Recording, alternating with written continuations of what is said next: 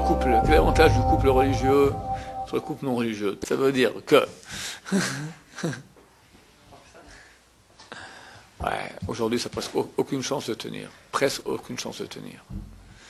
Il y a peut-être des cas exceptionnels, mais je ne crois même pas. D'abord, les hommes et les femmes aussi sont extrêmement sollicités dans le travail. Et rares sont les gens, les hommes en tout cas, qui n'ont pas trompé leurs femmes. Et je pense que rares aussi sont les femmes qui n'ont pas trompé leur mari. Hein? Tu penses aussi, hein? Voilà. Alors on me dirait, bon ok, alors c'est pas si grave, on se trompe. Mais ça a quand même ça a cassé quelque chose. On m'a dit dernièrement qu'il y a plus de divorces dans les couples religieux que dans les couples non religieux. Oui, par quels chiffres disent comme ça? Je dis, ok, alors, le couple religieux, si il y a quelque chose qui ne va pas, alors on arrête, ça ne peut plus tenir. Mais le couple non religieux, qui n'a rien du tout, alors elle fréquente d'autres garçons, lui fréquente d'autres, puis, sauf il s'aime bien aussi. Chacun fait un peu sa salade de côté, et puis voilà, on fait ce qu'on veut. Alors pourquoi divorcer? Mais il est certain que le divorce, c'est pas ça le critère de définition. Le critère de définition, est-ce qu'il y a une relation puissante, je dirais, du domaine de la neshama entre l'homme et la femme? C'est quoi une relation puissante? On va expliquer déjà souvent ici, c'est quoi l'amour? Le vrai amour, pas celui qu'on voit sur les affiches, d'accord? Celui qu'on semble voir sur les affiches. Quelque part, même les goïms, ils savent que ça existe l'amour, mais ils ne savent pas comment y arriver. L'amour, c'est le don gratuit à l'autre. Quand un homme il fait un don gratuit à sa femme par amour, voilà, la vaisselle par exemple, comme je fais l'autre jour, et la femme fait un don d'amour gratuit à son mari, les Shem Shamaim. Vraiment, c'est quoi les Shem Shamaim? Ça veut dire sans espérance de retour. Je te fais ça, mais alors tu me fais ça. Je te fais ça, sinon on va que tu me fasses ça. Ça, c'est du business. Ça, c'est du business. Mais quand tu donnes, parce que c'est pour elle, puis c'est tout, ça me fait plaisir, et puis t'as aucun... Ça fait plaisir de donner, puis c'est tout. Ça, c'est déjà une chose qui est...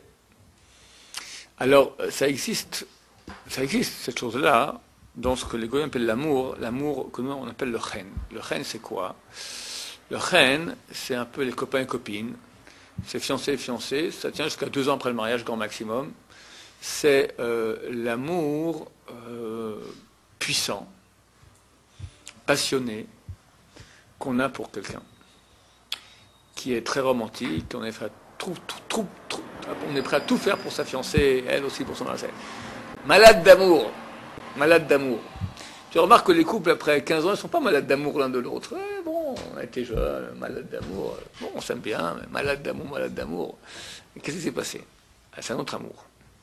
Celui de la première période s'appelle chen. Chen, la bonne traduction en français, c'est... Non, c'est de la racine chinam. Chinam, en français, en hébreu, signifie gratuit. C'est basé sur rien. C'est un truc que Dieu amène, qui fait qu'il y a une attirance entre un homme et une femme, très puissante, mais c'est basé sur aucune construction. On appelle ça du charme. Tu es charmé par l'autre. Être charmé, c'est passionnant. Tu n'es plus le même. Tu es ce qu'on appelle malade d'amour. Tu es charmé. Tu penses à elle, elle, c'est agréable d'être charmé. C'est ça l'amour qu'ils ont. Mais vu que c'est gratuit, tu n'as rien fait pour, tu as été charmé. Tout à coup, tac, tu es lu dans le collimateur, elle t'a... C'est avec le temps, c'est sûr. Ça, c'est pas avec le temps. Le charme, ça vient... Le charme pour des qualités terrestres. Ah, aussi. On n'est pas charmé par une sorcière, on est charmé par une sorcière Non, c'est pas charmante. quelque chose comme ça. C'est rationnel, c'est aussi que des choses... Ouais, d'accord, elle a des qualités. Mais des qualités charmantes. Après tout, elle est charmante. C'est ça. Parce que tu as beaucoup de gens qui ont de qualité. Tu prends maintenant des filles normales, gentilles, t'en as gentilles, mignonnes, intelligentes. T'en as qui peuvent aller au moins 10 000 dans le monde. Ah, pourquoi tu es charmé par elle? Réponse pour rien. Ça aurait vraiment pu être une autre aussi. C'est elle qui est dans le... Ça, c'est se sont rencontrés, tac, il y a eu un éclair, et ça y est, et c'est passionnel. C'est beau, on vit un truc très de passion. Mais vu que c'est basé sur rien, parce qu'il n'y a pas de construction, il n'y a pas d'effort, c'est tout dans le recevoir. J'ai été charmé. Je la vois, tac, ça réveille chez moi des choses. Mais c'est pas moi qui ai dû aller maintenant et construire. Et ce qui n'est pas construit, donc n'est basé sur rien. Et comme ça vient vite, ça part vite. Un beau jour, on n'est plus charmé. Ou bien on est charmé par une autre. Ouais, elle est charmée par un autre. C'est pas très courant. T'as combien de couples, de copains, copines, amoureux, jusqu'à en mourir, et puis du jour au lendemain, tac, c'est un autre à la place. Ça fait des drames passionnels. Hein? Et comment je comprends pas? Comment t'as créé une relation avec quelqu'un, tu peux changer comme ça du jour au lendemain? Je t'aime plus, j'aime un autre. Comment ça se fait? Je comprends pas. Il y a une semaine, tu étais malade d'amour. Hein? C'est des choses qui arrivent, non? Comme il est parti. Il part comme il est venu. Voilà. Le coup de foudre, ça vient vite, ça part vite. On dit dans la halakha, on dit kebolo karpolto, on dit au niveau de la halakha, quand tu as un ustensile qui a absorbé de l'aliment interdit. Comme il a absorbé, comme ça doit sortir. Si c'est absorbé par le feu, des brochettes par exemple, il faut les rougir au chalumeau. Si c'était cuit dans l'eau, il faut cuire dans l'eau bouillante, etc. Kebolo, comme ça a été absorbé, comme ça doit être rejeté. Alors là aussi, au niveau de l'amour, comme ça a été absorbé, comme ça se rejette. C'est rapide, c'est basé sur rien. Alors rapidement, et pour aucune raison valable, sur rien, ça s'arrête aussi.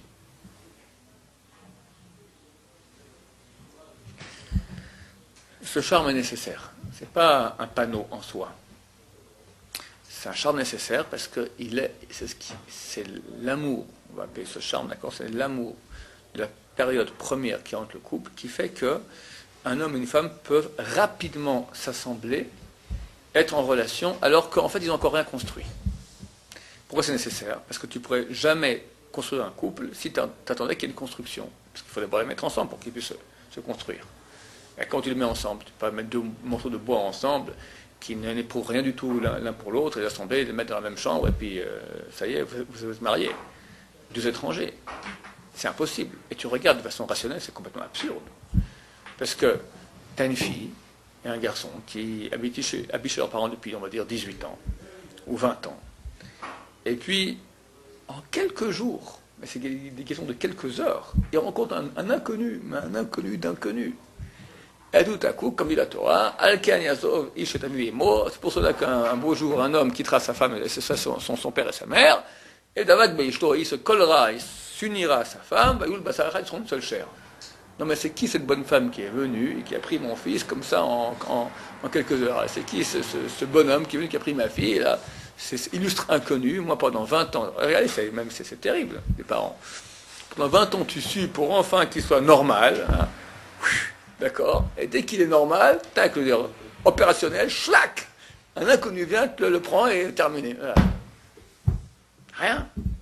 Bon, prochainement, on est très content, mais au niveau rationnel, vraiment, si c'était quelqu'un d'extérieur qui regarde ça, il dirait quelque chose qui cloche. Comment un type, il quitte son giron familial auquel il est habitué pour un inconnu? Réponse, charme. Il est nécessaire, pour que ça marche, pour qu'on puisse avoir une famille qui va se construire, il faut qu'on mette sur place quelque chose de gratuit, d'anormal, qui fait que les deux veulent bien rester ensemble. Sinon, rationnellement, ils ne resteraient pas ensemble. Il est bien chez sa mère, elle est bien chez sa mère, terminé. Alors, qu'est-ce que tu fais? Il met ce truc qui est tout à fait anormal, un charme, c'est-à-dire c'est basé sur rien. Mais c'est très puissant. Preuve en est qu'ils sont fous amoureux. Ça, c'est la première étape. C'est l'étape qui est le cocon, la serre dans laquelle tu peux commencer maintenant à construire. Et là, pendant 2-3 ans, le couple va construire, le charme va partir, mais il y aura déjà une construction. Dans les couples qui ne vont pas comprendre cela, qui ne vont pas se construire dans cette mesure-là, pendant 2-3 ans, il y aura je t'aime, moi aussi je t'aime mon chéri, la passion, il n'y a pas de construction. Un beau jour, le charme il part, qu'est-ce qui reste? Patatras, avec les enfants. C'est quoi la construction alors? On va y arriver. C'était quoi ta question? Supposons maintenant qui a reçu lourd, il n'éprouve rien sentimentalement pour sa qu'elle a. se marie Parce pas. que, voilà. Même si c'est un top au niveau des... Top, pas pour toi. On se marie pas avec des tops, on se marie avec quelqu'un qu'on aime. Donc, au Shidour, qu'est-ce que tu fais? D'abord, tu vérifies, comme il a dit, que ce soit un top. Tu prends ta feuille avec les critères de top, tu commences à mettre des coches. D'accord? Bon, ce sont imagés, mais tu rencontres la personne et tu vois, est-ce qu'on est sur la même longueur d'onde? Je dis comme ça, elle me dit comme ça. Bon, terminé. Et là, on s'entend, on a le même background, on a la même aspiration, on s'entend bien. Et puis, c'est sympa. L'amour, pas encore. Une fois, deux fois, trois fois, quatre fois, 5 fois. Au bout de 5 fois, à raison de 2 heures par rencontre, tu as fait donc déjà 10 heures d'interview, tu sais tout sur elle, elle sait tout sur toi.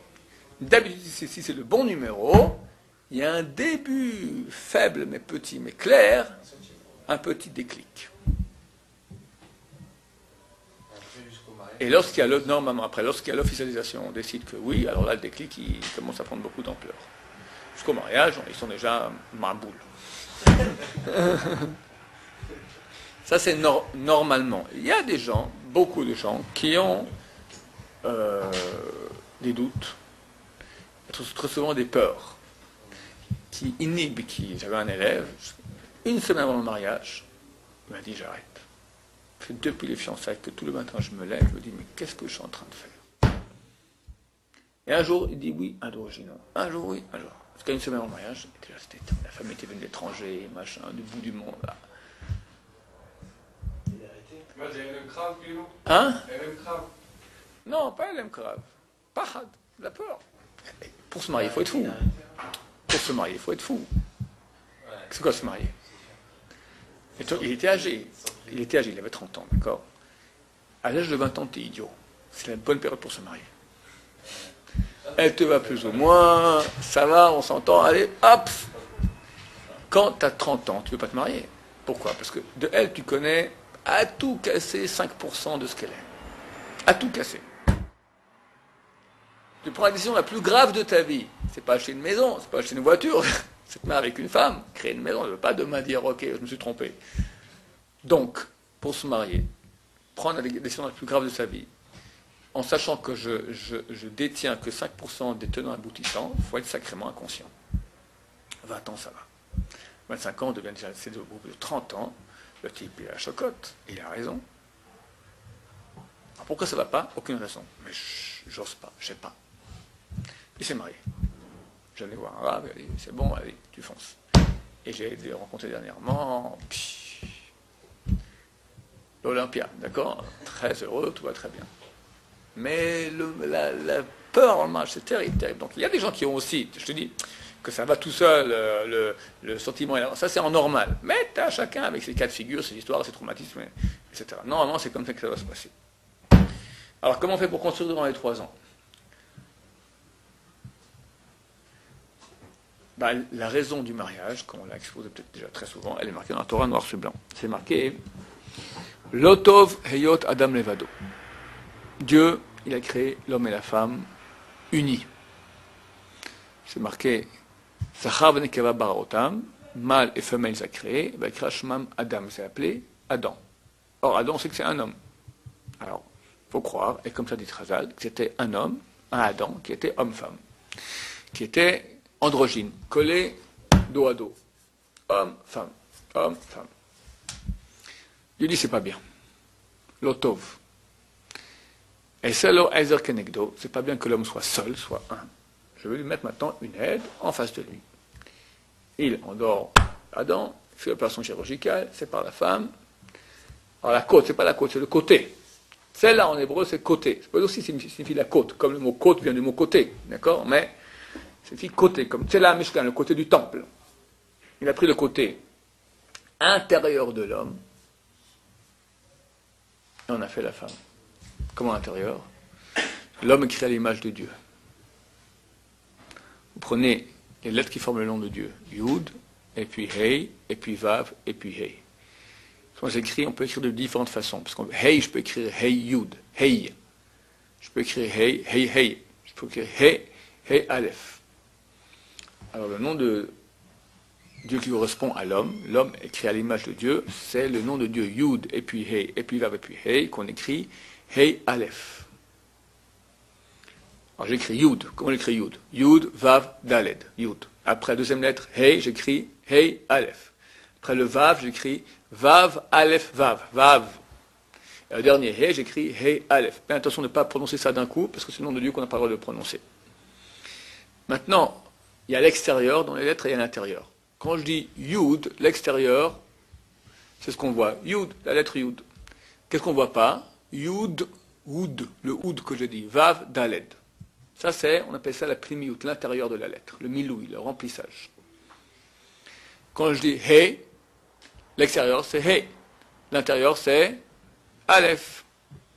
Quand je dis Vav, l'extérieur c'est Vav, l'intérieur c'est Aleph, Vav. Maintenant, prenez l'intérieur, le Yud Ke Vav Ke, comme je dis maintenant. Tu as Vav Dalet, ça vaut, Vav ça vaut 6, Dalet ça vaut 4, ça fait 10. Après je prends le Aleph, ça fait 11. Après je prends le Aleph Vav de Vav, ça fait 7, ça nous fait 17. Non, 18, 7 et 11, ça nous fait 18. Et le dernier Aleph du dernier Hey, ça fait 19. Valeur numérique du mot Chava. Chava c'est Ève. Donc l'homme est créé à l'image de Dieu. Dieu en prend le côté intérieur, parce que la femme elle est intérieure. À l'intérieur de la femme. C'est jamais quand ça ne va pas. Il faut deviner. Voilà. Tous les hommes savent cela. C'est parce que dans le nom de... Il y a F. Dans le nom de Dieu, l'intérieur, ça va le numérique du mot Ève. Et l'extérieur, le tout, ça vaut Adam. Adam va le numérique 45. 45, Yud Ke Vav Ke, c'est le nom de Dieu.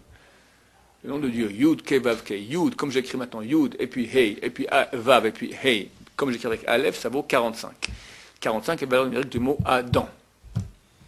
T'en prends l'intérieur, tu as Chava.